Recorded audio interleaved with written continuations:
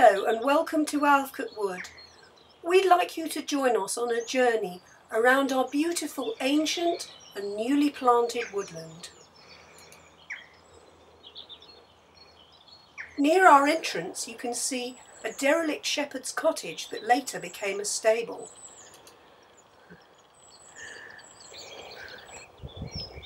The main path takes you down past 3 ponds with oak and willow saplings and a beautiful wildflower meadow. Under the trees you can find primroses and snake's head fritillary, and in the summer the meadow is full of butterflies such as this beautiful meadow brown.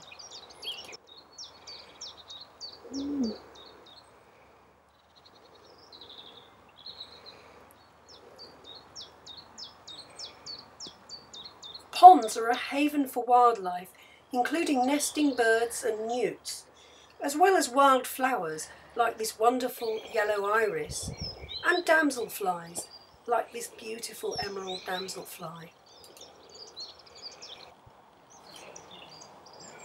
We walk into the ancient woodland, which is about 11 acres, down the main path, past large oak trees and hawthorn and elder scrub. This area is a real haven for woodland birds. The main path leads to our bridge, which in turn leads to our beautiful oak glade on the northern boundary. The old oak trees here are full of holes, which are wonderful for nesting birds, including nuthatches, tree creepers, owls and woodpeckers.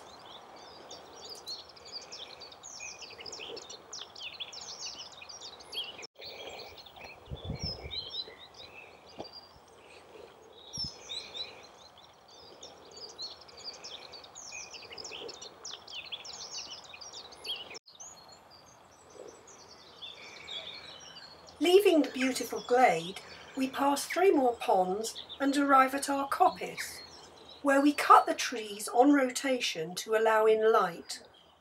The trees grow back, forming a scrub area that is home to wonderful birds, including bullfinches and blue tits.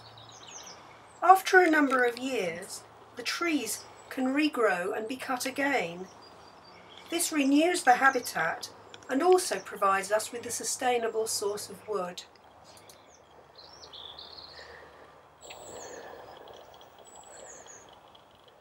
Nothing goes to waste.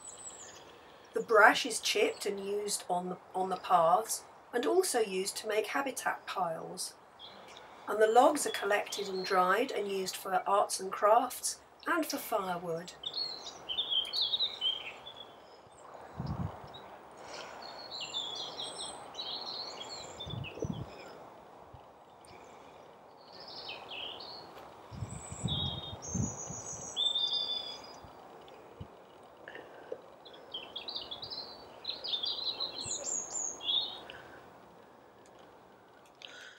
At the bottom of the wood is a large patch of woodland wildflowers, including bluebells and also violets, which are the food plant for the beautiful silver-washed fritillary butterfly.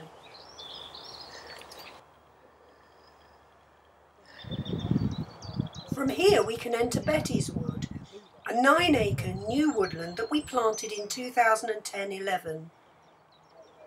This has regenerating area, a newly planted native and wet woodland, as well as 3 wildflower meadows and 5 ponds. The ponds have colonised with wildlife remarkably quickly. There are banks of wildflowers around the edge, including cowslips and buttercups in spring. In the ponds themselves, we have palmate newts, we often see grass snakes, and we've counted 17 different species of dragonfly during the summer of 2014. The ponds are quite shallow over most of their area, with some deep parts, and this variety of habitats produces a rich biodiversity.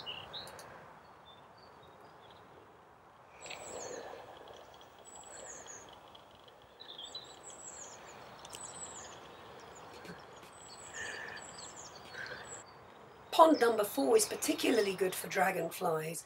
Here you'll see the four-spotted chaser, the emerald damselfly, the blue-tailed damselfly, and the spectacular southern hawker. Walking up the hill, we come to our 5th pond, which is deliberately made boggy and is surrounded by regenerating willow scrub.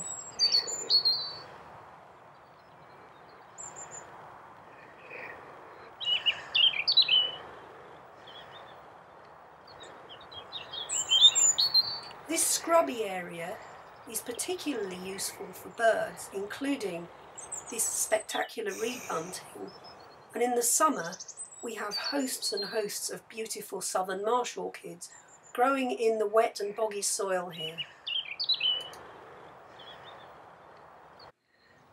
There are nearly 4 acres of Wildflower Meadow on our site, divided into several smaller meadows.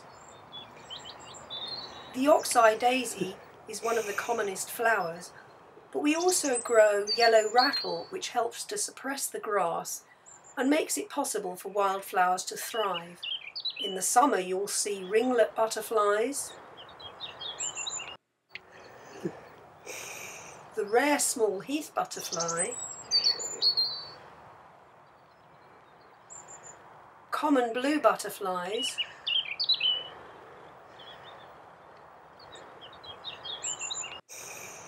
small, large and Essex skippers, the Essex skipper pictured here, and the spectacular peacock. At the top of Betty's Wood, we've planted a native broadleaf hedge, which will be laid when it's mature enough.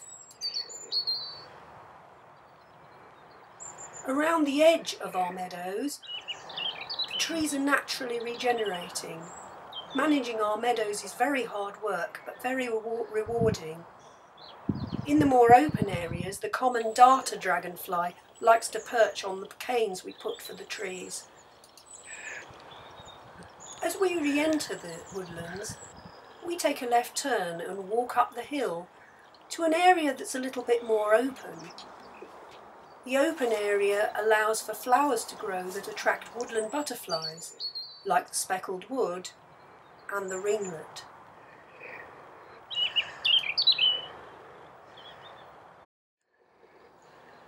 In some areas we've cleared the bramble and replaced it with fresh hazel coppice that is now growing strongly and will produce wood for us in the future, as well as great habitat for the wildlife.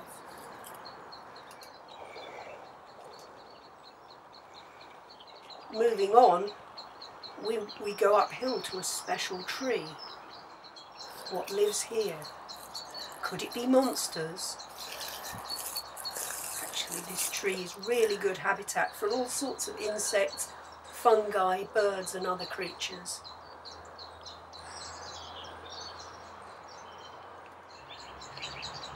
A little further on we come to an area that we call the Plantation, because of the planted larch that was growing here.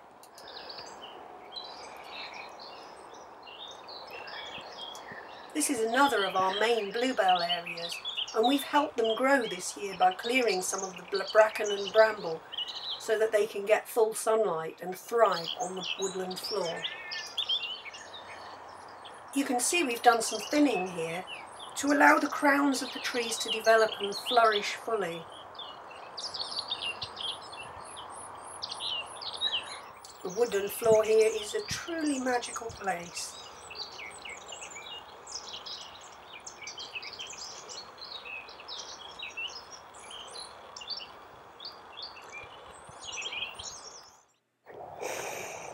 Bluebells in the spring, one of the finest sights in our wood.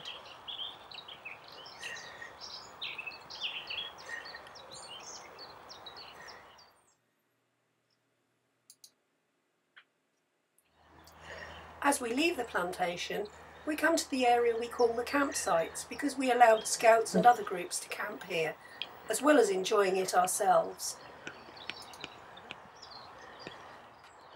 From here we can walk up the path, to our wonky oak tree. This is leaning over at an almost impossible angle and is propped up by its own branches. How it stays upright is just a wonderful thing.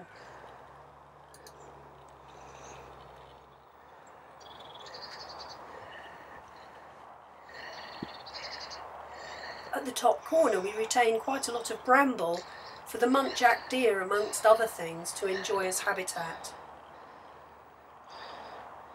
You can see a lovely young crabapple tree that is self-seeded here. And we move back round and along the path back towards our main building and the main entrance. There's a small temporary pond here that we call Ernest's Pit. And here we are, rejoining the path, coming back to the beginning. We hope you've enjoyed the tour around Alvecote Wood, that you'll visit our website and come and visit us on one of our open days and open evenings. Thank you very much for listening.